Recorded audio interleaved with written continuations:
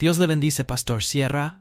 Realmente usted explica y predica la palabra con mucho ímpetu y veracidad. Pastores como quisiera hubiera acá en mi patria, Simón Juárez, Tamaulipas, México.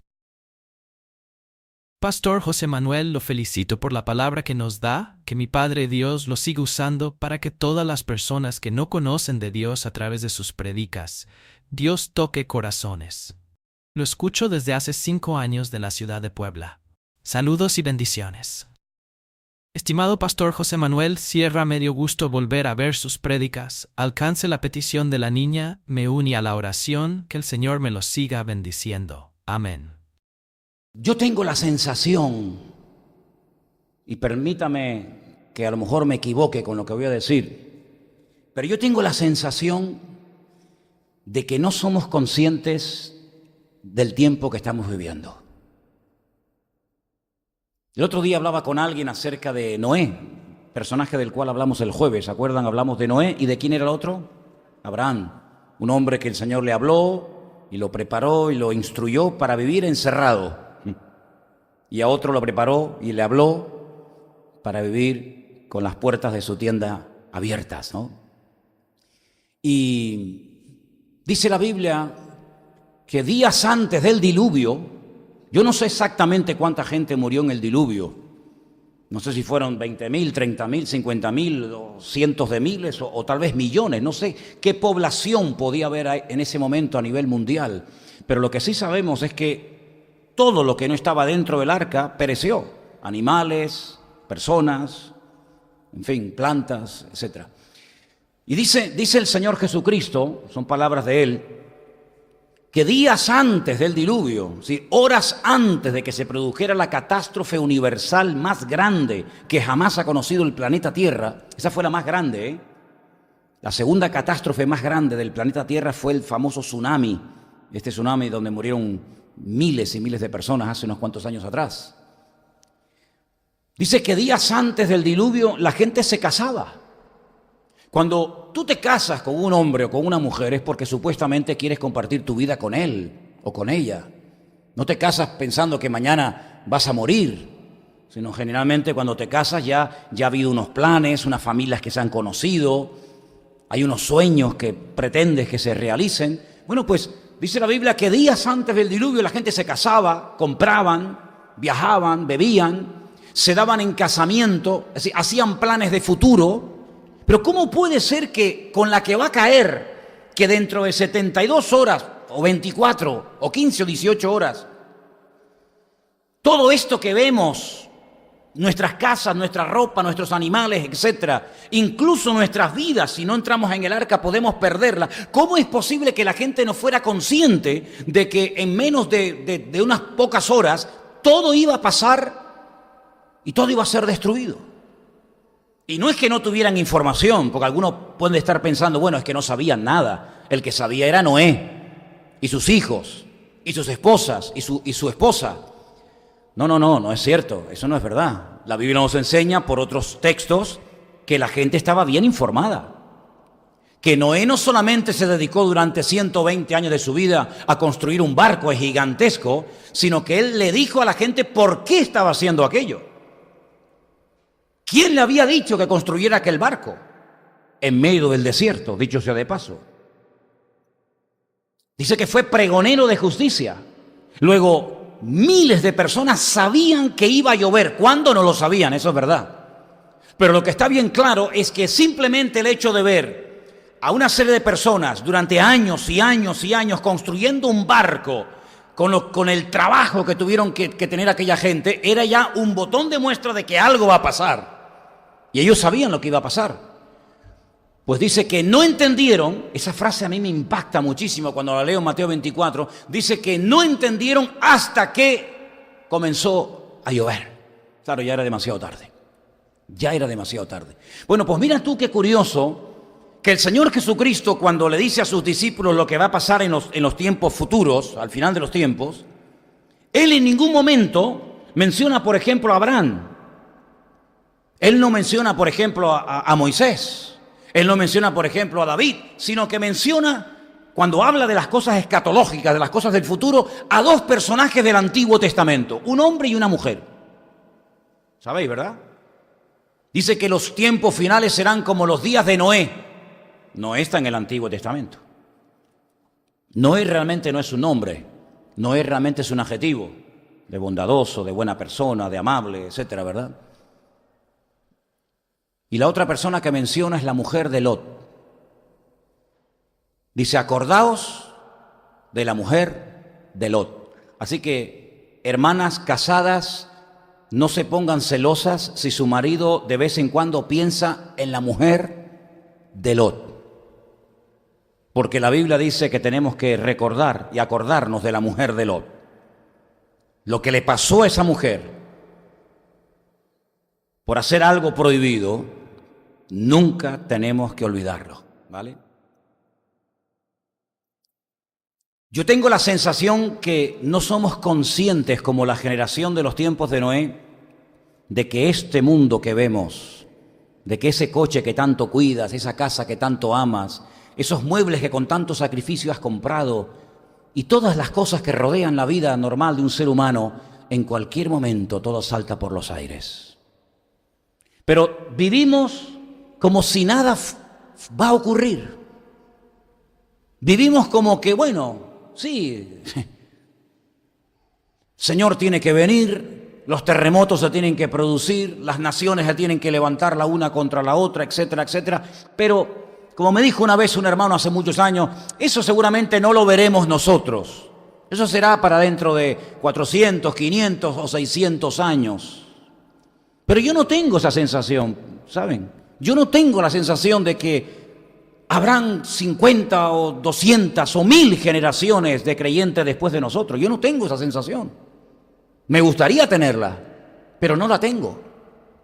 Y es que si ustedes han prestado atención al primer versículo que se leía esta tarde, hay una frase que cuando yo la leí me llamó la atención. Porque Juan dice, en la lectura estaba, les recuerdo, en primera de Juan 2, a partir del verso 7, hermanos, no, perdón, a partir del 18, perdón, hijitos, ya es el último tiempo. Pero vamos a ver, ¿cómo que es el último tiempo? ¿Cuándo se escribió esto? Estas palabras, esta carta, escrita por Juan, ¿cuándo se escribió? Bueno, los comentaristas no se ponen de acuerdo. Algunos dicen que fue entre el 85 y el 95 después de Cristo. Sí, hay una discrepancia, ¿no?, en cuanto a la fecha exacta, pero bueno, da igual. Entre el 85 y el año 95 después de Cristo, primer siglo de la era cristiana, Juan escribió esas palabras. Y él dice, hace 2000 años, ya es el último tiempo. Una de dos. O no entendemos lo que significa la frase el último tiempo, o Juan se equivocó. Miren, esto es muy fácil de entender. Juan no se equivocó. Lo que ocurre es que nosotros en este momento no sabemos cuánto tiempo queda. Por lo tanto, en este momento, para nosotros, este es, ahora mismo, el último tiempo. Para los hermanos del siglo I, con las matanzas, con las persecuciones, con todo lo que les hacían a los cristianos del siglo I, ellos creían que estaban ya viviendo en los últimos tiempos. Porque quiero aportar un dato muy importante a todo esto. Juan no murió de muerte natural, no murió como mártir, sino murió, digamos, de muerte natural. Todos los demás murieron como mártires. Y lo más probable es que todos los discípulos, la gente más cercana a Cristo en aquellos tiempos, no vieron, muchos de ellos, la destrucción del templo de Jerusalén, porque fue en el año 70 después de Cristo. Pero este hombre que casi tiene 100 años de edad, cuando escribe el último libro de la Biblia, el Apocalipsis, él sí tenía conocimiento, él sí tenía constancia de que el templo ya no existía. De que Tito, hijo del emperador Vespasiano, que después llegaría a ser también el emperador de Roma, llegó a Jerusalén y la destruyó completamente. Destruyó fundamentalmente el templo, no toda la ciudad. Por lo tanto, él consideraba que le había tocado vivir en el último tiempo. Además, no se olviden que él había escuchado una palabra un tanto extraña del Señor cuando Pedro es confrontado con el Señor en el mar de Galilea, ¿se acuerdan? Juan capítulo 21, y el Señor le dice, ¿me amas? Y él le responde, sí, Señor, tú sabes que te amo, etcétera, etcétera. Y al final le dice, sígueme. Pedro se queda un momento mirando a Juan y le dice al Señor, Señor, ¿y este? ¿Y este? ¿No le dices nada? Y el Señor le dijo, tú sígueme a mí, porque yo quiero que él quede hasta que yo venga. Si Cristo no ha venido, ¿quiere decir que Juan todavía está entre nosotros? ¿No murió?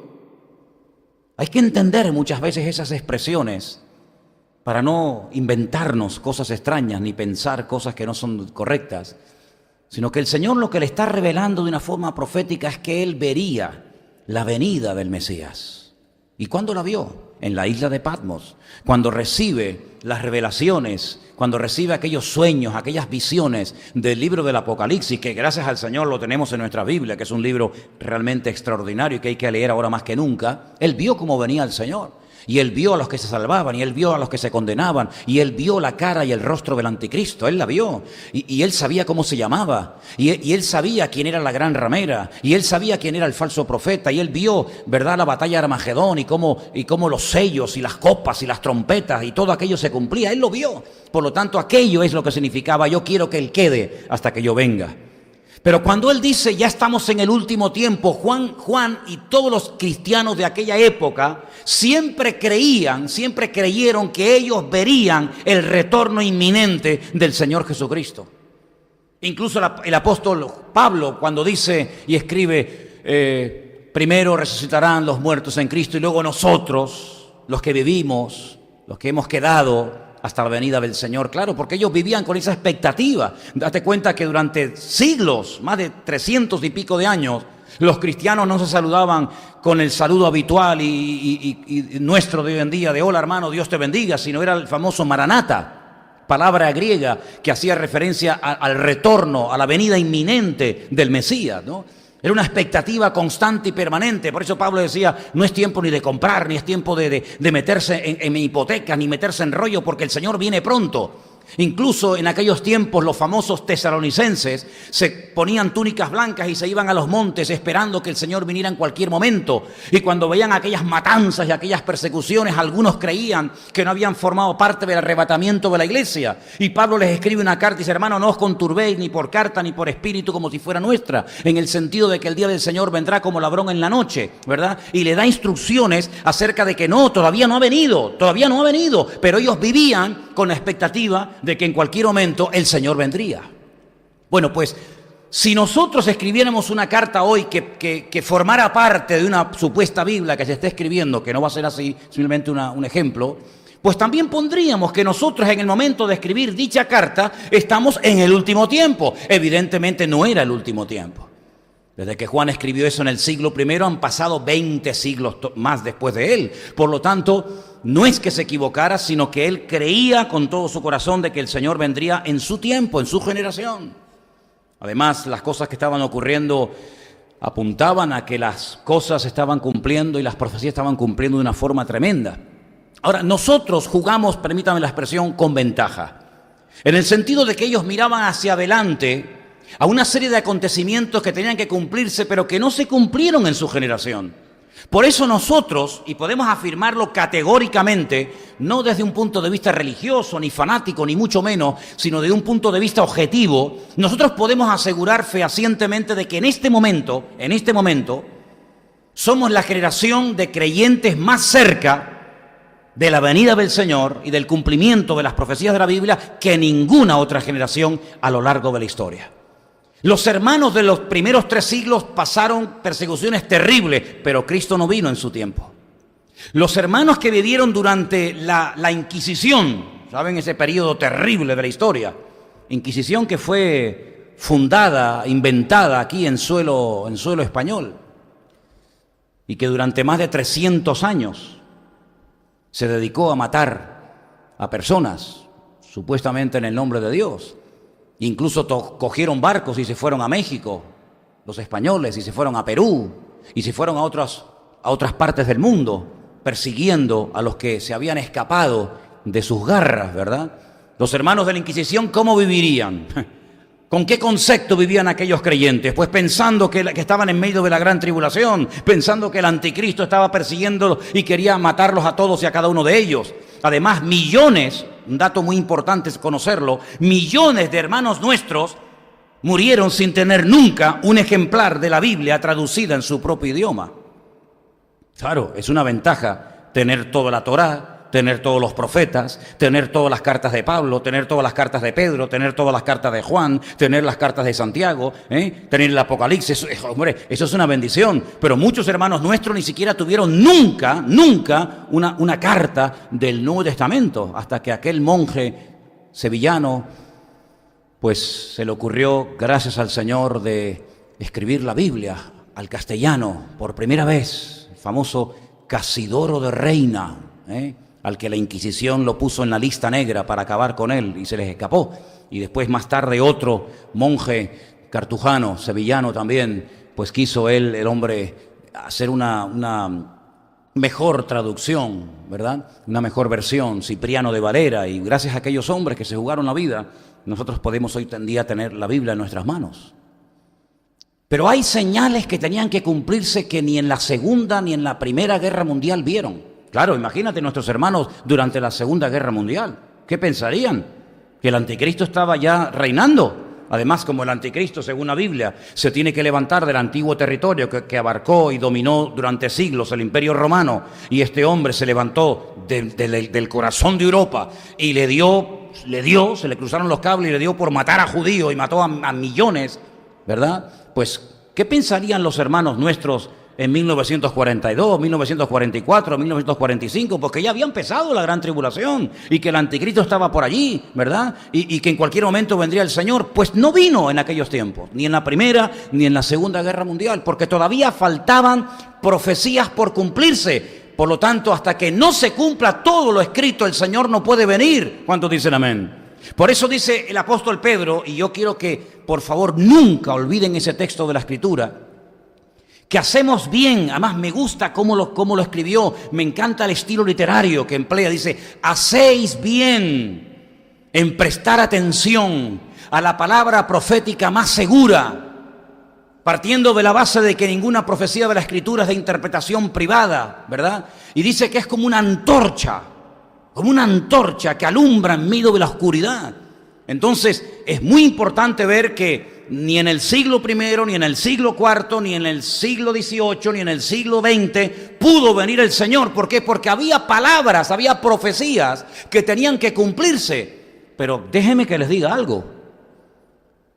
Es que todo lo que tenía que cumplirse, salvo un pequeño detalle, ya todo se ha cumplido. Por lo tanto, nosotros no somos fanáticos religiosos ni catastrofistas cuando decimos que el Señor Jesucristo viene pronto y que las profecías de su segunda venida están a punto de cumplirse, porque todo lo previo, todo lo anterior a que Él pueda venir y que se tenía que cumplir, ya se ha cumplido. Y quiero ponerles algunos ejemplos. Y vamos a ir al libro por ejemplo, de Isaías. En el libro de Isaías, concretamente en el capítulo 11, Isaías capítulo 11, el versículo 12,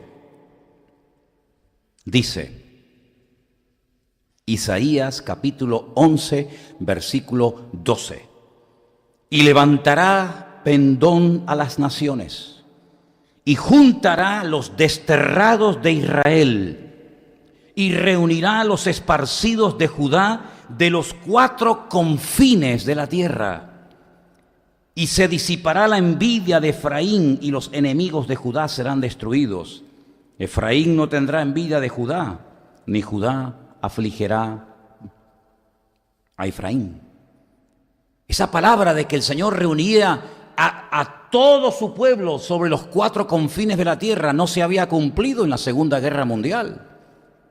Los judíos ni siquiera tenían país, no tenían un lugar donde poder vivir tranquilos y seguros. No existía el famoso Estado de Israel.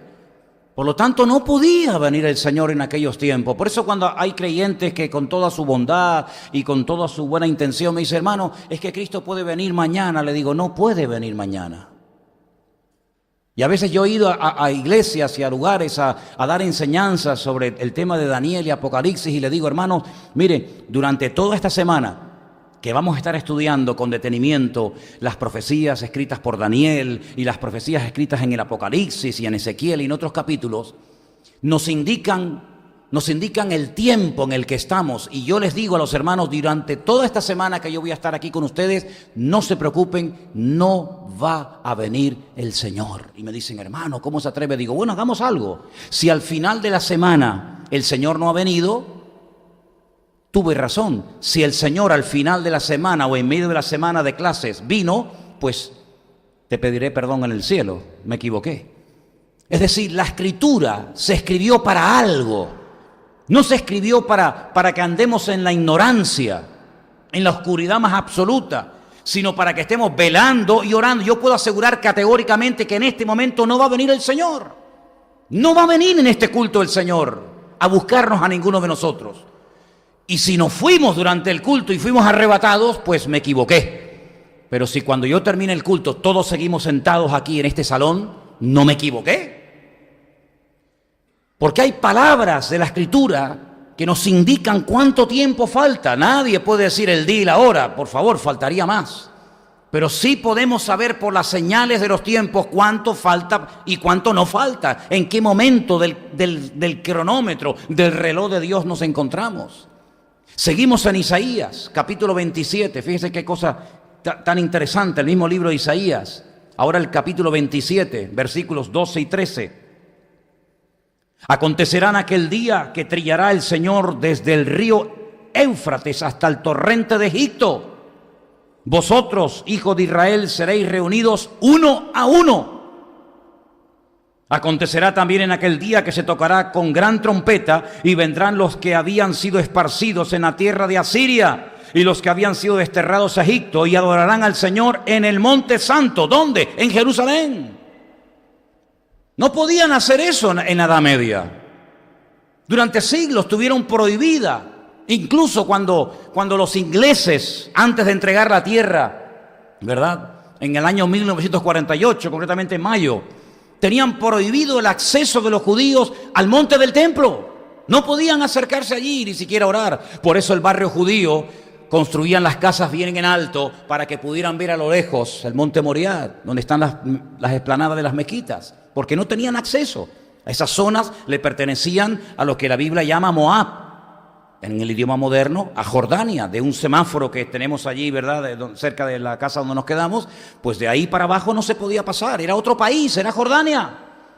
Hasta que en 1967, en la famosa guerra de los 6 días, o de los 7 días, pues se pudo conquistar y reunificar otra vez a la ciudad. Por lo tanto, os dais cuenta como si no se cumplen ciertas y determinadas cosas, tenemos que estar expectantes, tenemos que estar tranquilos, sabiendo que todavía el Señor está dando un margen de tiempo para que la gente proceda al arrepentimiento. Jeremías ratifica lo que estoy diciendo, capítulo 31, Jeremías 31, versículo 8. He aquí, yo los hago volver de la tierra del norte. Bueno, coja un mapa, trace una línea recta desde Israel hasta el norte, a ver con quién se encuentra por el camino, a ver a qué país se refiere el profeta Jeremías, de la tierra del norte. ¿Saben cuántos millones de judíos vinieron en los últimos años de la tierra del norte? Yo los reuniré de los fines de la tierra y entre ellos vendrán ciegos, cojos, la mujer que está encinta y la que dio a luz juntamente, en gran compañía volverán acá. Irán con lloro, mas con misericordia los haré volver y los haré andar junto a arroyos de aguas, por camino derecho en el cual no tropezarán, porque soy a Israel por padre y Efraín es mi primogénito. Seguimos en Jeremías capítulo 32, pasamos la página, verso 37, y dice así la Escritura, Jeremías 32, 37. He aquí yo los reuniré de todas las tierras a las cuales los eché con mi furor y con mi enojo e indignación grande. Los haré volver a este lugar y los haré habitar seguramente. Y me serán por pueblo y yo seré a ellos por Dios. Y hermanos, podríamos estar aquí hasta fin de año leyendo profecías y profecías de Isaías, de Jeremías, de Ezequiel, etcétera, etcétera, de cómo el Señor les prometía a este pueblo que algún día volverían otra vez a su tierra. Ahora, cuando el templo fue destruido en el año 70 después de Cristo, fue una catástrofe.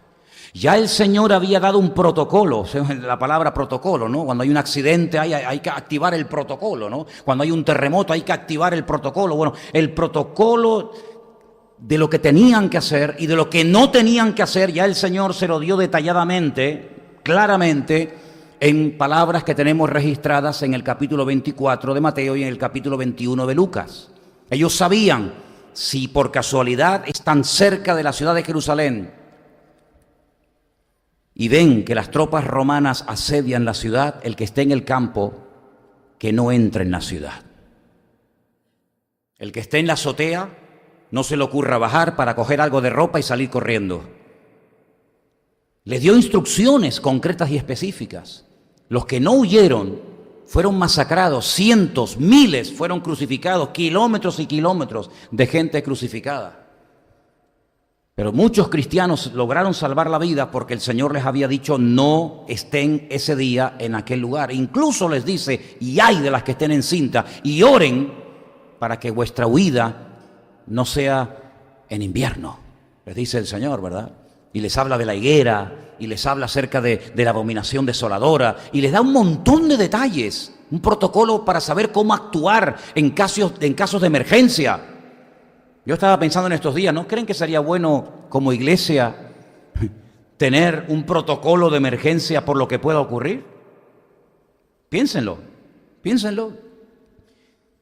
Otra de las señales que veríamos, aparte del retorno del pueblo de Israel a su tierra, a su país, sería un milagro que muchos han querido imitar, pero no lo van a poder imitar nunca, porque esa palabra profética dada por el profeta Isaías en el capítulo 66 de su libro se refería única y exclusivamente a este pueblo.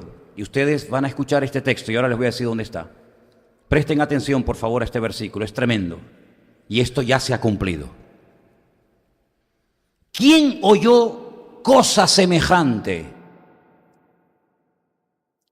Claro, como la de arriba tiene los apuntes míos, ella va siguiendo, y aunque yo no le dije que lo pusiera, lo puso. Ponlo, yo sé que te dio la tentación. Ya caíste en tentación, ya sigue, ya no. ¿Quién oyó cosa semejante? ¿Quién vio tal cosa? ¿Concebirá la tierra en un día? ¿Nacerá una nación de una vez? Este es el versículo favorito de Puigdemont. Sí. Él tiene muchísimo contacto con Israel. Yo estoy convencido de que este versículo dice, yo creo que la República Catalana nacerá en un día. Pues te equivocaste, mijo.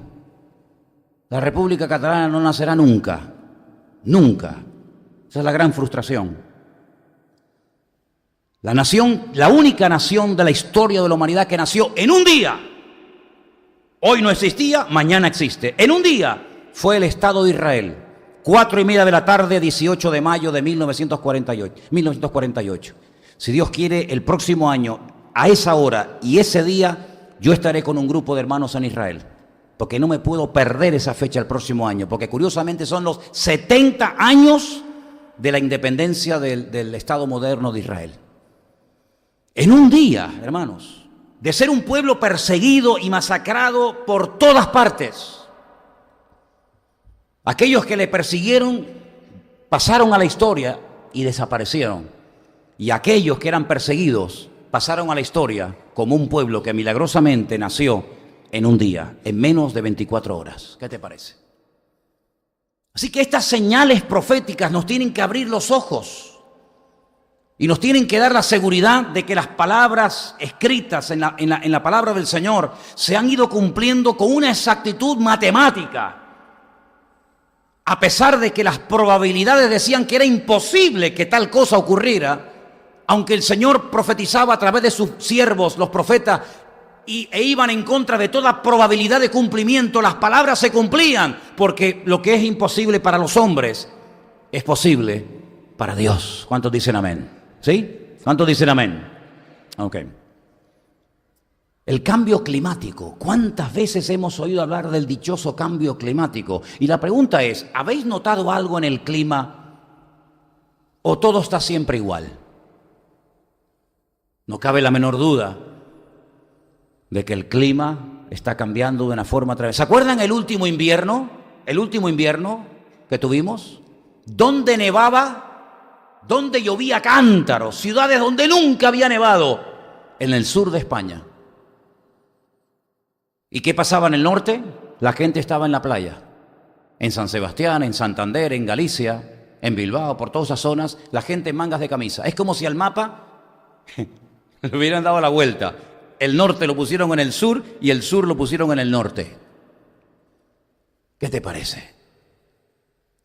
¿Habla la Biblia de cambio climático? ¿Habla la Biblia de que en los últimos tiempos la tierra va a ser sacudida? ¿Incluso esto va a producir temor y angustia en las poblaciones mundiales? Sí, todo lo dice la Biblia. Lucas 21, más claro agua. Lucas capítulo 21, versículo 25 dice, presta atención, habrá señales en el sol, en la luna y en las estrellas. El sol, la luna y las estrellas. En la tierra, angustia de las gentes, confundidas a causa del bramido del mar y de las olas. Esto es una palabra profética dicha por el Señor hace 2000 años, que la gente llegaría a un momento que estarían angustiadas, confundidas, turbadas, aterrorizadas por ver las señales en el sol, en la luna, las estrellas, en el mar, desfalleciendo los hombres por el temor y la expectación de las cosas que le sobrevendrán a la tierra, porque las potencias de los cielos serán conmovidas. Qué palabra tan interesante, ¿verdad?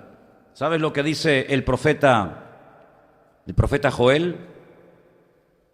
El sol se convertirá en tinieblas y la luna en sangre antes de que venga el día grande y espantoso del Señor. Otra vez menciona el sol, menciona la luna como señales proféticas de los últimos tiempos. Y Pedro aún va más allá. Pedro da una información impresionante en la segunda carta que nos deja, segunda de Pedro capítulo 3, versículos del 7 en adelante, versículos muy interesantes que quisiera leerles. Segunda de Pedro capítulo 3, versículo 7. Los cielos y la tierra que existen ahora están reservados por la misma palabra, están guardados para el fuego en el día del juicio y de la perdición de los hombres impíos. El cielo y la tierra fue destruida por el agua. En los últimos tiempos el cielo y la tierra serán destruidos por el fuego, dice la Biblia. La palabra cielos en hebreo, ¿cómo se dice? Hashamayim. Hashamayim, los cielos y la tierra. Es la unión de la palabra mayim, agua, esh, fuego. ¿Cómo se dice en hebreo cielos? Fuego, agua. Sería la traducción más literal. Fuego, agua. Pero ¿cómo pueden convivir el agua y el fuego cuando son antagónicos una cosa a la otra? Si le echas agua al fuego, lo apagas. Pues la palabra cielos es la combinación de la palabra agua y de la palabra fuego en hebreo. Y ja es el artículo, el cielo o los cielos. Y vemos que del cielo en los últimos tiempos, según el comportamiento, según la conducta de los seres humanos en la tierra, o cae agua, lo cual es una bendición, o cae fuego, lo cual es una forma de juicio, una manifestación de la ira de Dios. Y sigue diciendo el apóstol Pedro en el versículo 7. Estamos en segunda de Pedro, ¿verdad? Segunda de Pedro 3, versículo 7. Versículo 8 ahora. Oh amados, no ignoréis esto, que para con el Señor un día es como 1000 años, y 1000 años es como un día. Él dice que los elementos se derretirán. Dice que las piedras, los elementos serán derretidos. ¿Sabes la temperatura tan grande, tan elevada que tiene que haber para que se derritan las piedras, los montes? Pues eso está escrito en la palabra de Dios. Así que tenemos las señales que tienen que ver con el pueblo de Israel, el retorno a su tierra, el retorno a su país. Cómo volverían otra vez las fuentes de las aguas, cómo volvería a reverdecer el desierto. Es curioso, los árabes trataban de plantar y trataban de reverdecer el desierto y no crecía nada. En cuanto llegó el pueblo de Israel a su tierra, sembró y aquello es un vergel, un Edén. plataneras en medio del desierto. ¿Cómo puede ser eso cuando el plátano es una de las plantas que más agua necesita para poder vivir y estar verde? Pues ha conseguido, y los niños volverían a correr, y jóvenes, y ancianos. Todo eso estaba escrito en la palabra y se ha cumplido. Cambio climático, señales en los mares, en los animales, en el sol, en la luna, en las estrellas. Pero también el Señor dice que en los últimos tiempos habría naciones que iban a tener en jaque al mundo con sus amenazas. Tenemos, por ejemplo, a una nación que se ha conjurado y que ha dicho que sí o sí, nada va a detener que en menos de 25 años Israel pase a la historia como un pueblo que existió, pero que nunca más volverá a existir. Lo han dicho continuamente, lo están diciendo sus generales, su presidente, etcétera. Que en menos de 25 años, cuando ellos ya tengan todo su arsenal nuclear preparado, el primer objetivo será no atacar, sino arrasar, borrar de la faz de la tierra a Israel, y no quedará ni un solo judío sobre la faz de la tierra. Y continuamente lo está diciendo Irán, son amenazas, guerras o rumores de guerras, cosas que pueden ocurrir, cosas futuribles. Sabemos que por supuesto no va a ocurrir. Israel es el pueblo de Dios, el que destruye a Israel demuestra que Dios no existe o que Dios simplemente es un mentiroso. Porque la Biblia dice que jamás contra el pueblo de Dios se levantará un arma forjada y triunfará. ¿Se dan cuenta? Pero a pesar de eso amenazan. ¿Qué les parece de las amenazas? Como dice mi sobrino del Chin-Chan. Él lo llama el Chin-Chan. Me dice, tío, ¿tú qué opinas de Chin-Chan? Digo, ¿quién es ese? Dice, el de Corea. Digo, el de Corea del Norte. Oye, es una tentación tener armamento nuclear y no tocar nunca el botón, Es una tentación, pero vamos a ver. Algunos me dicen, ¿tú crees que apretará alguna vez un botón? Digo que si lo creo, estoy completamente convencido. ¿Y en qué te basas? Te voy a decir en qué me baso. Me baso en lo siguiente.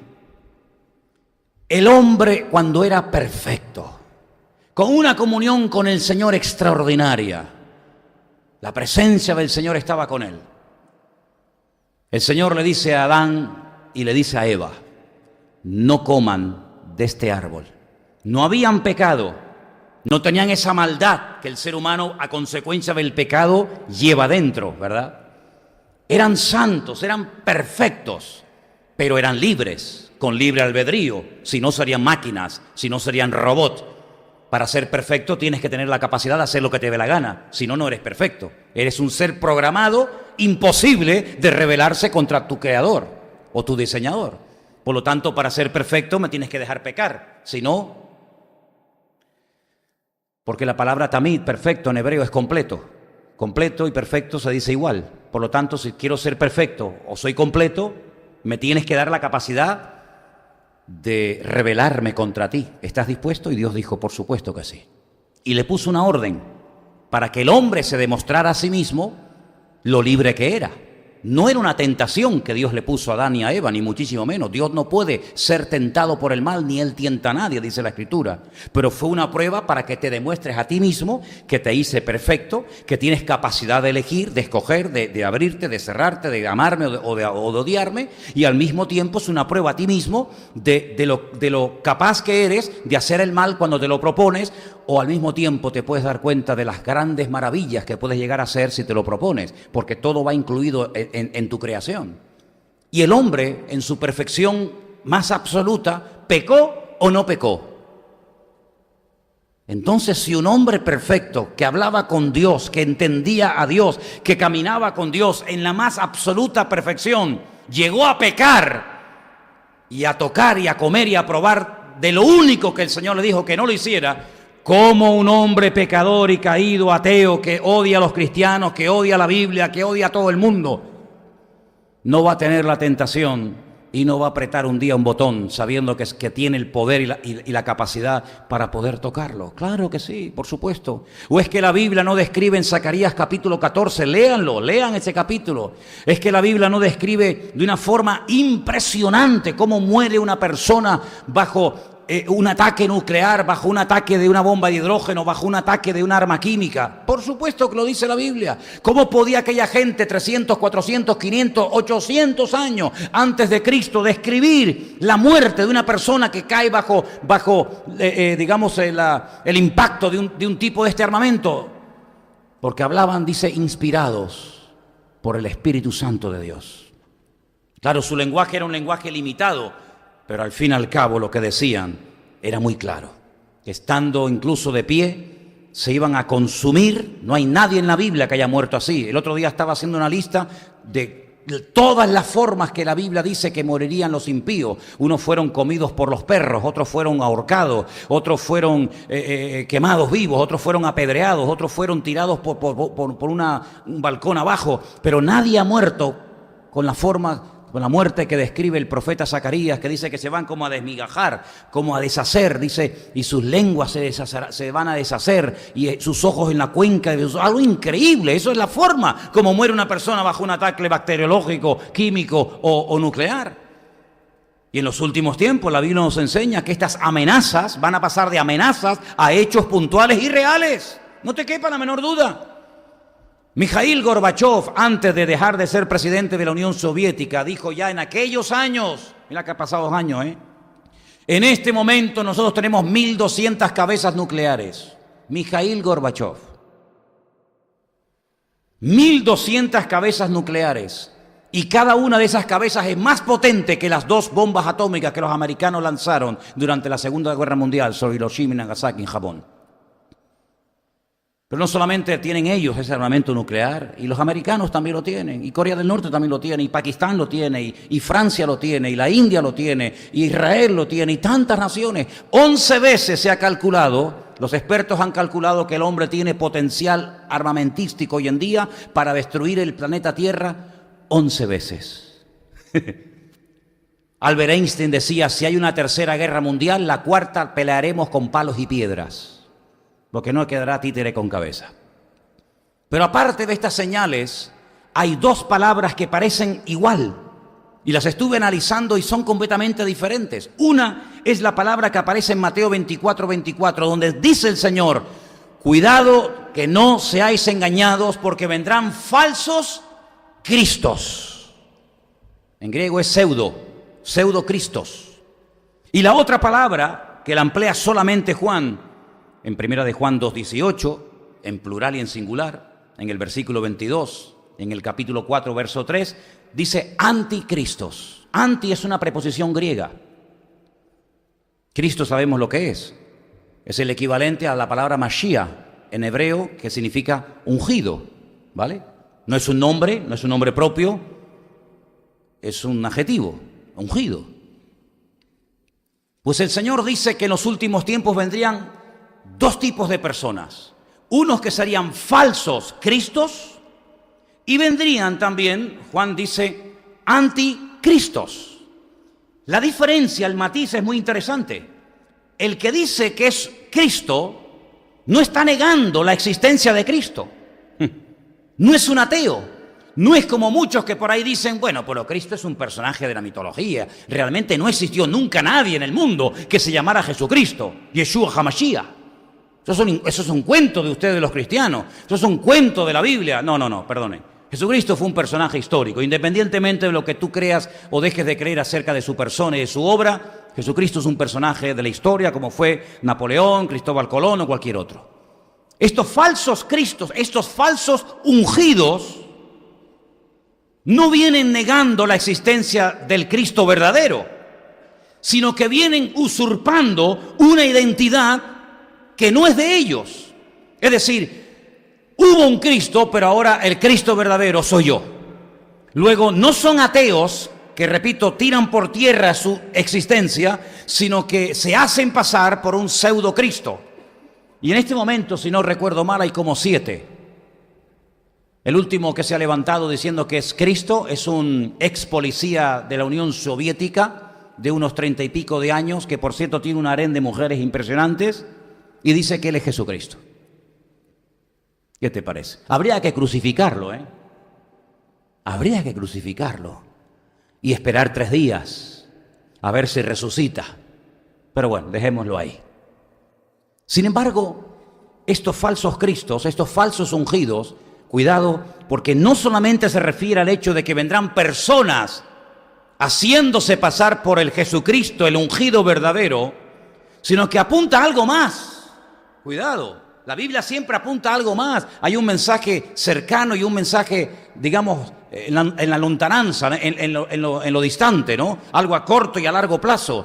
Falsos ungidos. No solamente personas que se hacen pasar por la figura de Cristo, sino personas que se mueven y actúan y ministran bajo falsas unciones del Espíritu Santo. Y esto es para el que sea entendido en la palabra. Porque dice Pablo en una de las cartas que le escribe a un pastor, hay cartas que se escribieron a personas, hay cartas que se escribieron a iglesias y hay cartas que se escribieron a pastores. Y una de esas cartas que se escribió a un pastor, la escribió Pablo a un joven pastor llamado Timoteo, pastor de la iglesia central, de la iglesia madre de Éfeso, y le dice, el Espíritu dice claramente que en los postreros días algunos apostatarán o muchos apostatarán de la fe, escuchando a espíritus engañadores. Y le da instrucciones acerca de cómo reaccionar y de cómo prevenirse ante estos falsos ungidos. Y una de las cosas que, por ejemplo, le dice Pablo a Timoteo, hay un montón de consejos, es buenísima esa carta, pero una de las cosas que le dice al final es, predica la palabra, con ganas y sin ganas, a tiempo y fuera de tiempo. Cumple con tu ministerio, haz obra de evangelista. Dice, porque vendrán tiempos cuando se amontonarán maestros conforme a sus concupiscencias y apartarán de la verdad del oído de muchos. Y por haberse multiplicado la maldad, dice que algunos tendrán comezón, picazón, dice el griego. Tendrán ganas de oír palabras de sana doctrina, pero no será fácil encontrarla, lamentablemente. Y por eso Pablo le insta a Timoteo, tú no te preocupes, si te pones malo, pues toma medidas preventivas para que tu estómago no te traicione y sigue predicando. Y predica por aquí, predica por ahí. Si te critican o te cuestionan o te insultan o te menosprecian porque eres joven, tú pelea la buena batalla, evita las discusiones absurdas y ridículas. Déjate de estar hablando de genealogías y de fábulas interminables y tú cumple con tu ministerio, porque Dios no nos ha dado espíritu de temor, sino de poder, de dominio propio, y lo insta continuamente a que nunca ponga a un lado la prioridad de predicar el Evangelio. Porque una de las formas de poder contrarrestar la mentira es conociendo las Escrituras. ¿Cuántos dicen amén? Claro, hoy en día, ya lo dije una vez, hoy en día en Europa, pues, oye, uno se mueve, fíjate tú, Portugal, España, Francia, Alemania, Italia, Bélgica y tantos países, y uno no tiene que ir cambiando aquí los florines, aquí las libras, aquí las liras, aquí la peseta, aquí no, sino que ya hay como una moneda, ¿no? Hay ya una moneda, ¿verdad? En todas partes es más o menos la misma. Ahora los catalanes tendrán que hacer una con el euro con la cara de Puigdemont y otra con la de Junqueras, ¿no? Pero bueno, no sé si van a imprimirlo. Y en aquellos tiempos había una profesión que era la experto en reconocer monedas falsas. Y una vez le preguntaron a un hombre, dice, ¿y usted que mueve tantas monedas y cambios, francos y liras y pesetas y escudos, ¿cómo es capaz usted de reconocer las monedas falsas? ¿Habrá tenido usted que estudiar? Y dice, mire, yo sinceramente no he estudiado tanto los billetes falsos. ¿Y entonces cómo hace? Dice, lo que nosotros hemos estudiado son los billetes verdaderos. Y conocemos también las características de la moneda verdadera, que en cuanto nos presentan un billete falso, automáticamente lo reconocemos. Si yo me pego la vida estudiando lo falso y no lo verdadero, ¿cómo sabes si lo que tienes en tus manos es verdad o es mentira? Muchos años yo me dediqué a estudiar las sectas. Me aburrí. Me terminé aburriendo. Porque aparte de que son muy aburridas, claro, te metes a estudiar a Zoroastro, te metes a estudiar a los Hare Krishna, te metes a estudiar a los budistas y sales loco como una cabra. No sabes si tocarte la barriga, si ponerte gordo, si dejarme calvo, si cruzar así, si hacer así, si es un lío en la cabeza. Entonces, lo que comencé a estudiar fue al verdadero, porque la Biblia dice que Cristo es el verdadero. Él dijo, yo soy el camino, yo soy la verdad y yo soy la vida. Y claro, lo conozco ya tan bien que en cuanto veo algo que es falso digo, esto no es de Dios. Pero no porque haya estudiado todo lo falso, lo cual sería por lo menos para mí a estas alturas de vida, imposible. sino que lo que me he empeñado más bien es en conocer bien la verdad.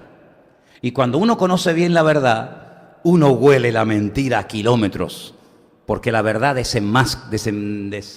le quita la careta, desenmascara al enemigo. ¿Cuántos dicen amén? Y una de las señales de los últimos tiempos son falsos cristos, falsos ungidos. Pero ¿dónde se quieren mover los falsos ungidos? ¿En el estadio aquí cuando juega el Tenerife? Los falsos ungidos son atraídos como los mosquitos cuando se enciende la luz. El otro día estaba pensando, algunos de ustedes dirán, mira las cosas que piensa este hombre, ¿no? Pues sí, venía yo de pasear a mi perro y venía pensando, digo, ¿cuántos habitantes hay en Santa Cruz? ¿Cuántos hay más o menos? 200 y pico mil. 200 y pico mil. ¿Cuántas calles hay en Santa Cruz? Cientos o miles. ¿Cuántos edificios? ¿Verdad? ¿Cuántas plazas? ¿Cuántas rotondas? Pues resulta de que de esos 200 y pico mil, un mosquito encuentra la calle Garcilaso de la Vega número 13. Se mete dentro de este salón inmenso, sube arriba a la habitación y en la oscuridad de la noche me encuentra a mí. 250.000 personas, miles de casas, miles de calles, y justamente el tío en la calle Garcilaso de la Vega me encuentra y en la oscuridad de la noche me chupa la sangre. Esto es alucinante, es increíble, ¿verdad? Pues ¿a dónde son atraídos los falsos cristos? ¿Dónde hay luz? ¿A dónde hay luz? No hay que llamarlos. Porque dice que entran para espiar nuestra libertad en Cristo Jesús. ¿Cuántos dicen amén? Porque al enemigo no hay que tenerle temor. Yo siempre lo he dicho. El enemigo nos tiene una envidia impresionante. Porque tienes el gozo que él nunca tendrá. Porque tienes la familia en Cristo que él nunca tendrá. Porque tienes la salvación y la paz y la bendición y la victoria que él nunca jamás podrá tener. Por lo tanto, cuando brillamos, porque somos la luz, dice el Señor, somos la luz del mundo, la luz del mundo, no solo la luz del barrio, somos la luz del planeta Tierra y la sal del mundo, dice la Escritura. Pues los falsos cristos son atraídos para seducir a las almas inconstantes, para llevarlos por doquier de todo viento de doctrina, por estratagema de hombre, que con astucia emplean las artimañas del error. Y por eso dice la Escritura que tenemos que fortalecernos en la fe. Y por eso vamos a tener un retiro la semana que viene, esta semana, Dios mediante, para que cuando vengan los mosquitos no nos piquen. ¿Cuántos dicen amén? Pero luego vendrán los anticristos, y esto ya es otro tema, amigo. Porque el falso Cristo apela a un Cristo verídico que existió y que él quiere ser ese Cristo. Por lo tanto, no son ateos, son pseudo creyentes. Respetan la figura de Cristo. No son falsos budas, no son falsos krishnas, no son falsos confucios, sino son falsos cristos, porque les atrae tanto la figura de Cristo, la obra de Cristo, que quieren ser como él, pero para lo malo, para traer perdición a sus vidas. Pero los anticristo es diferente, porque esa preposición anti significa contra o en lugar de. Es decir, ese Cristo que vino, ese ungido que vino hace 2000 años, no era el verdadero soy yo. Y Juan, en la carta que hemos leído esta noche, dice que ese espíritu de anticristo, de querer ocupar en tu vida, en la iglesia, en tu familia, el lugar de Cristo, ese espíritu ya está suelto. Y en los últimos tiempos vendrá un personaje que uno de los títulos, o una de las características más bien que va a tener, es la de querer recibir adoración y reconocimiento y honor como si él fuera el verdadero Cristo. Ahora he estado haciendo una lista, aún no la he terminado, pero he estado haciendo una lista de nombres, títulos que recibirá este personaje en los últimos tiempos, el famoso anticristo. Cada uno de estos títulos tiene 2 o 3 versículos, no los voy a dar porque si no, no salimos nunca de aquí. Pero uno de los títulos que recibe este hombre en el Antiguo Testamento es el sanguinario. Derramará sangre como no te imaginas. Así como Dios demandaba sangre de animales en el Antiguo Testamento, este se realimenta con la sangre de los seres humanos. De hecho, estos que se explotan, estos yihadistas, dicen que para atraer al Mahdi, que es el Mesías musulmán, hay que derramar mucha sangre de infieles, porque hasta que no se derrame mucha sangre de infieles y de incrédulos, el Mesías de ellos no puede venir. ¿Qué te parece? Así que una de las características de este personaje siniestro del anticristo es que será un derramador de sangre como no te puedes ni imaginar.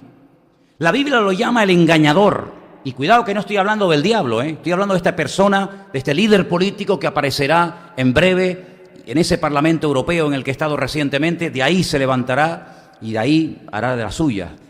En otro texto de la Biblia se le llama el malo. En otro texto se le llama el angustiador. En otro texto se le llama el hombre violento. Todo esto está avalado, repito, por textos bíblicos. El devastador, el cuerno pequeño. Si habéis leído el libro de Daniel, dice que se levanta un cuerno pequeño entre 10 y habla blasfemias. Ese cuerno pequeño es él. El príncipe que ha de venir, también se le llama. Un nombre muy interesante porque nos habla de su posible procedencia geográfica. El asirio. El asirio. Y dice la palabra que el asirio no entrará en mi ciudad. Ese es un texto muy bonito. Sabemos dónde va a morir. Lo leí el otro día. Dice, entre el valle de Megido y Jerusalén hay 90 kilómetros. Dice, en ese espacio hay preparada sepultura para él. El hombre despreciable, también se le llama. El hombre de pecado, el hijo de perdición, el inicuo, la bestia, el rey altivo de rostro. Y un título que encontré también referente a él es el desolador. Fíjate, todas las características, todos los nombres que te menciona la Biblia sobre este anticristo, que no lo conoció Pablo, no lo conoció Pedro, pero que en los últimos tiempos se levantará, y dice la Biblia que el diablo hará algo que nunca ha hecho. Es que es increíble. Algo que nunca el diablo ha hecho, lo va a hacer con este personaje. Dice que le dará poder, eso ya lo ha hecho en otros momentos, le dará autoridad, eso también lo ha hecho con otros personajes, pero cuidado, dice, y le dará su trono. Poder, autoridad y trono. Ejércitos, dinero, apoyo militar, económico, de todo lo que quieras, incluso hasta espiritual. Porque dice que se levantará un pseudo cristianismo, que también la Biblia lo llama la bestia,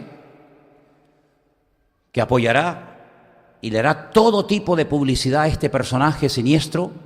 Y cuando yo el otro día estaba allí en la puerta del Parlamento Europeo en Bruselas y miraba aquella estatua enorme de aquella mujer que es Europa, una diosa de la mitología griega, y todo esto, yo decía, todo está dispuesto, todo está preparado para que este personaje se levante en cualquier momento y comience a ofrecer, porque el eslogan, ustedes saben que todos los partidos, cuando hay una campaña política, incluso los campos de fútbol, los equipos de fútbol, siempre usan como un eslogan, ¿no? El eslogan del Tenerife este año, ¿cuál es? Nos dejaremos el alma.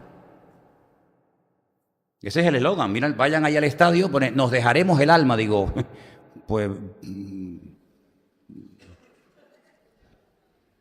yo pondría otra cosa, pero dejar el alma, amigo, capaz que vas a morir en el campo, ¿no? Pero bueno. El eslogan del anticristo será paz y seguridad. Ese será el eslogan. Ahora, cuando se busca un eslogan, un lema, por ejemplo, ahora fortaleciendo la fe, es porque queremos apuntar a algo que nos interesa. Queremos fortalecer la fe, ¿sí o no? Juntos podemos, ¿no? Hay unos por ahí que dicen eso, ¿no? Pero ¿saben qué? ¿Cómo se le ocurre a este personaje en los últimos tiempos venir al mundo, a las naciones de la tierra, a ofrecer paz y seguridad? Por una sencilla razón.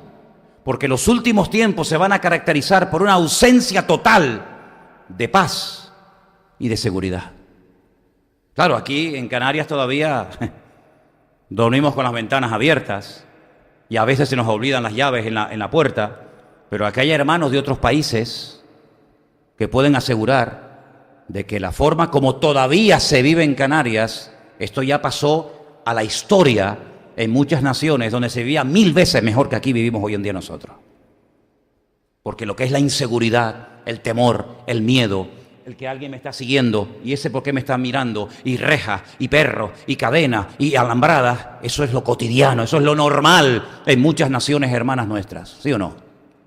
Pues en los últimos tiempos habrá una inseguridad tan grande, un nerviosismo, un temor, una falta de paz, y este hombre viene a cubrir una carencia. Este hombre viene a ofrecer lo que todo el mundo quiere, pero no saben cómo conseguir. ¿Cómo podemos vivir en paz? ¿Cómo podemos estar seguros? Nadie lo sabe. Y a veces los problemas en las naciones lo que hacen es que descubren, no cubren, sino descubren el poco nivel o la escasa capacidad de liderazgo de nuestros políticos, ¿sí o no? Y este hombre vendrá y le irá bien durante un tiempo. Y dice la Biblia que este espíritu ya está suelto. Y hermanos, estamos viendo cómo estamos pasando de una etapa a otra. Alguien dijo, volar en avión hoy en día no es lo mismo que volar en avión antes del atentado de las Torres Gemelas en el 2001 en Estados Unidos. ¿Se acuerdan ustedes? Yo me acuerdo ir volando en el avión y pedir el pasillo para ir todo el rato viendo la cabina donde iban los pilotos. ¿Se acuerdan ustedes de aquello?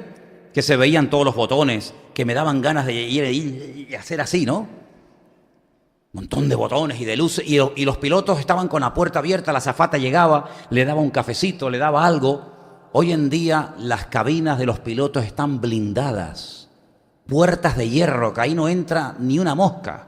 Ahí no creo que entre el mosquito que me picó a mí la otra noche. Ahí no creo, oye, ya, contra el avión a 20.000 metros de altura, vamos, tiene un GPS aquí el bicho ese, algo alucinante, ¿no? ¿Verdad? ¿Cómo ha cambiado todo, no? El otro día llegué al aeropuerto y yo pensaba que me iban a desnudar. Yo digo, ya. Los zapatos, los calcetines, la chaqueta. Y digo, mire, como me siga pidiendo cosas, esto vamos a entrar en un conflicto bélico, ¿eh? Todo pitaba, todo pitaba. Yo digo, pues yo no tengo nada. No, pues usted lleva algo. Digo, ¿pero dónde lo llevo? Me pasaba pi. Digo, ¿lleva usted algo dentro? Digo, no. ¿Lleva algún trasplante? Digo, no. Pues pita, pi. Quítese los zapatos. Pi. Ya lo aburrí tanto al segurita que dijo, venga, pa. Lo iba a dejar sin pilas, al aparato lo iba a dejar sin pilas. Las iba a descargar. Las cosas han cambiado. Y antes, hasta no hace mucho tiempo, los líderes del mundo, los reyes, los políticos, tenían sus brujos y sus santeros a los cuales le consultaban, ¿verdad? El Puigdemont, su esposa es una bruja, ¿no sabíais eso? La esposa de Puigdemont es una bruja, es de Rumanía. Marcela, se llama como tú. Consulta a los espíritus, consulta las cartas del tarot. Sí, todo el mundo sabe. Bueno, ya no está en Barcelona, ya se fue. Se fue. Listos son. Pero fíjate qué curioso. Hoy en día es el mundo espiritual el que está buscando personas que estén dispuestas. Ya el diablo está buscando a quién puede utilizar, porque sabe que queda poco tiempo y porque sabe también, y esto es lo que más tristeza me produce, que muchos cristianos están durmiendo la siesta. Hay una frase que no es mía, pero la apunté, ahora si quieres la puedes poner. No me sorprende la maldad de los malos, sino la indiferencia de los buenos. No me digan que no es buena esa frase, ¿eh? No sé cómo no se me ocurrió a mí. No me sorprende la maldad de los malos, sino la indiferencia de los buenos. Y es que, queridos hermanos, vuelvo a repetir y ya voy terminando, que tengo la sensación de que no somos conscientes del tiempo en el que nos ha tocado vivir. Yo solamente quiero hacer esta pregunta. No es para condenarte ni para que nos sintamos mal, porque probablemente, fíjate lo que te voy a decir, si hubiéramos vivido en la época de Noé y no hubiéramos sido Noé, sino hubiéramos sido un vecino de Noé, alguien que vivía cerca de Noé, ¿nos hubiéramos salvado nosotros?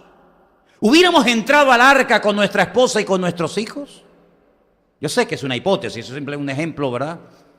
Pero si hubiéramos escuchado a aquel hombre predicando día tras día, año tras año en las calles, prepárense que este barco que estoy construyendo de más de 300 metros de largo, no es que no tengo otra cosa que hacer en la vida, sino que esta es la obra que Dios me ha dicho a mí que desempeñe en toda mi vida. Ya para mí no hay vacaciones, ya para mí no hay sueños personales, para mí y para mi familia, esta es la máxima prioridad, prepararnos para lo que viene.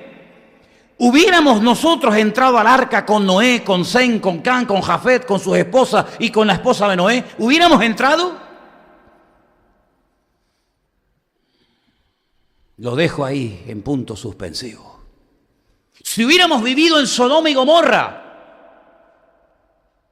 que nuestras ciudades no se diferencian mucho de Sodoma y Gomorra, hubiéramos salido nosotros corriendo aquella noche cuando ángeles de Dios fueron a tocar a la puerta del justo Lot y lo sacaron antes de destruir las ciudades, ¿hubiéramos huido también nosotros o hubiéramos perecido por el juicio en Sodoma y Gomorra?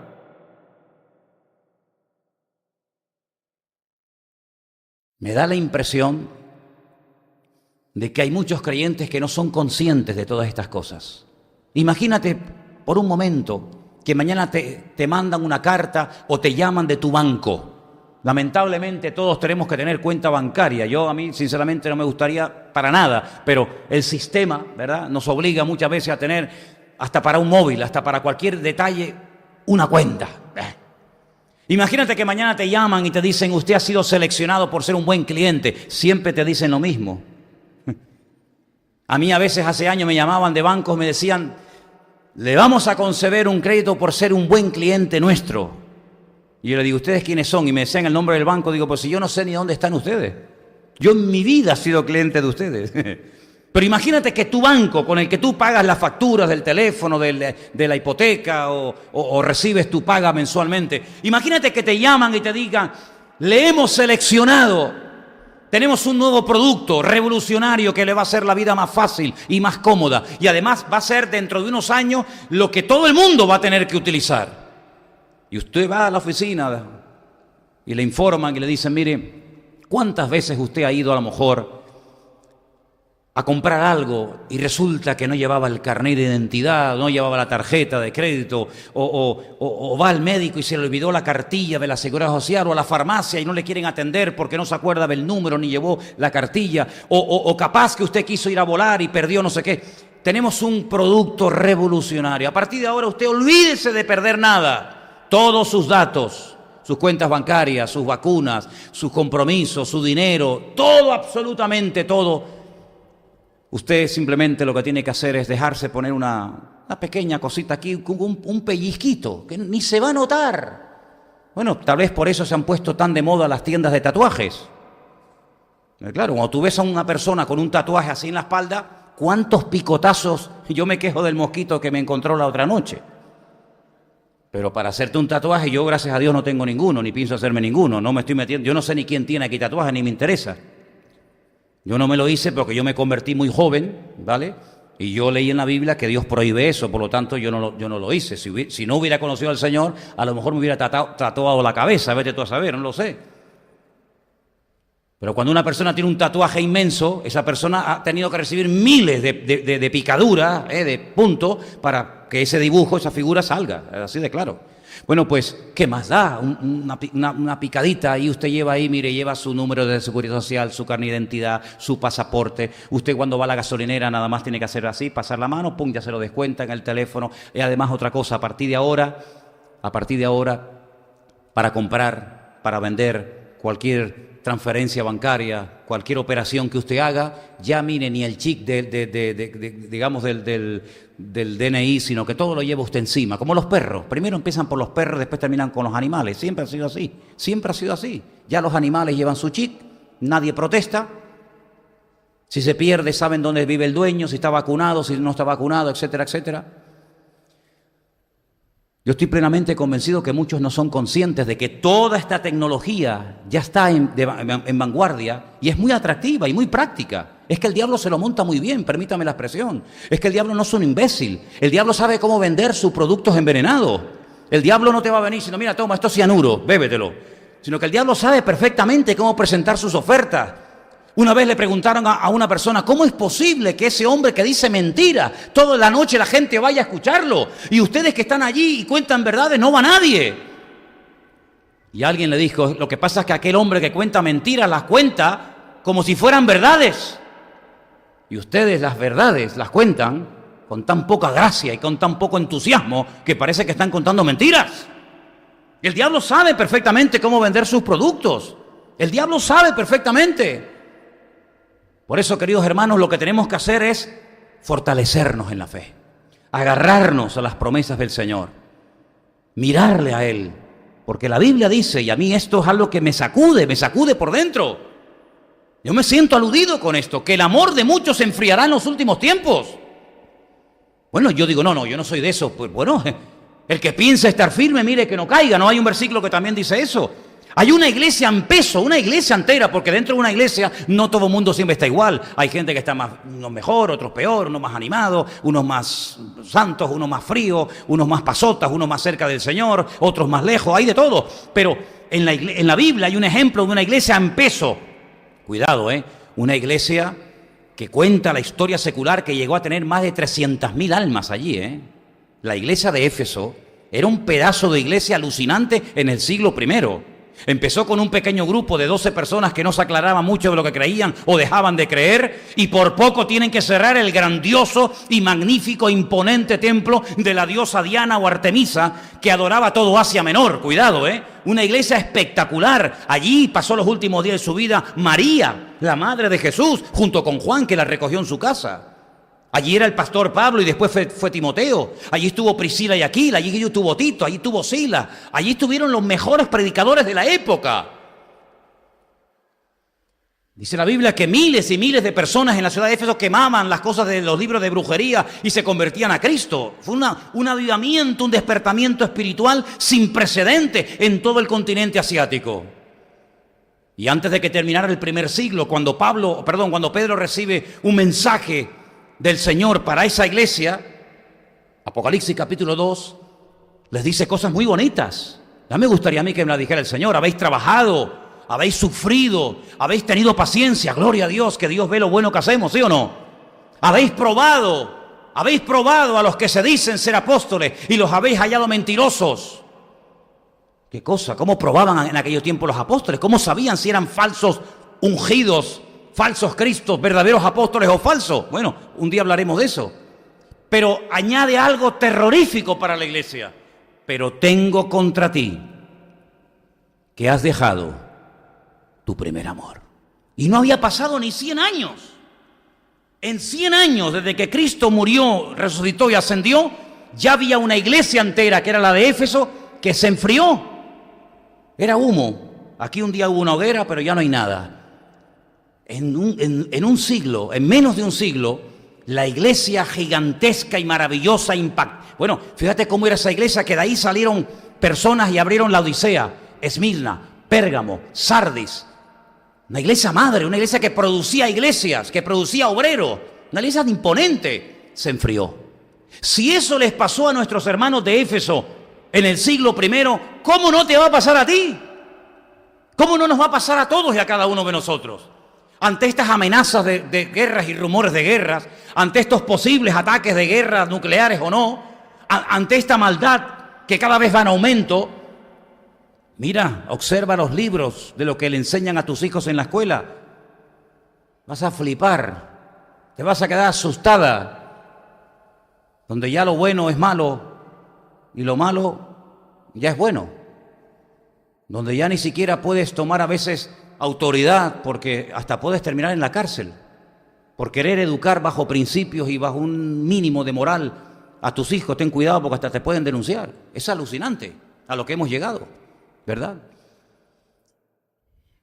Queridos hermanos, yo quiero que seamos conscientes de los tiempos que estamos viviendo. No estamos en los tiempos de la Inquisición, gracias a Dios. No estamos en los tiempos de la Primera ni la Segunda Guerra Mundial, gracias a Dios. No estamos en los tiempos de los emperadores romanos que machacaban a los cristianos y los quemaban y los torturaban hasta la muerte, gracias a Dios. Pero estamos viviendo en unos tiempos, dice la Biblia, peligrosos. Porque es un tiempo donde uno se puede relajar. Hoy no tengo ganas de ir al culto. Voy el próximo domingo. La Biblia, no sé dónde la puse. Bueno, ya mañana la leeré.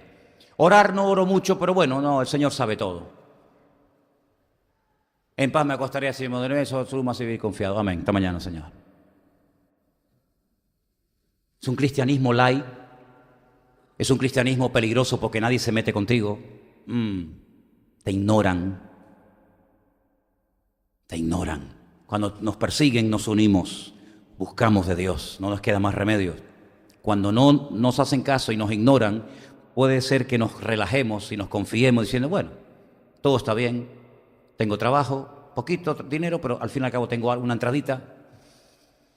Hermanos, vivimos tiempos muy peligrosos donde la comodidad, lo que llamamos confort, palabra que no está ni en la Biblia, me llama la atención, a veces nos anestesia y nos hace creer que porque estamos, entre comillas, prosperados, quiere decir que Dios está con nosotros. Y yo les leía el jueves aquí un texto de una persona que va a hacer su propia voluntad, le va a dar lugar a la soberbia y al orgullo y va a ser el hombre más próspero de todos los que han vivido en el planeta Tierra, y no es por la bendición de Dios. Por lo tanto, lean la palabra, escudriñen las Escrituras, dediquen tiempo a estar a solas con el Señor, lean lo que dice la palabra, observen, escuchen, disciernan lo que se está palpando en el aire.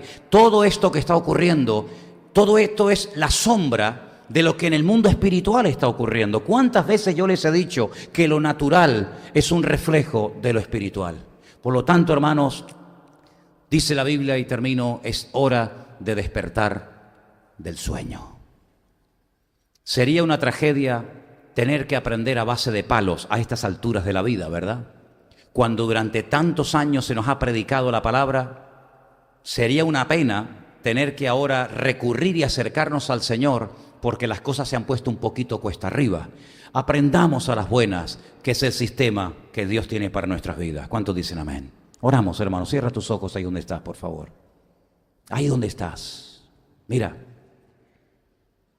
Dile al Señor, abre mis ojos, Señor, abre mis ojos.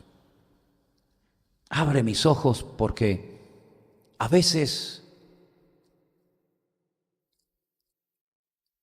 no me entero de lo que está ocurriendo, porque estoy demasiado entretenido en otros asuntos que me distraen de lo principal que eres tú.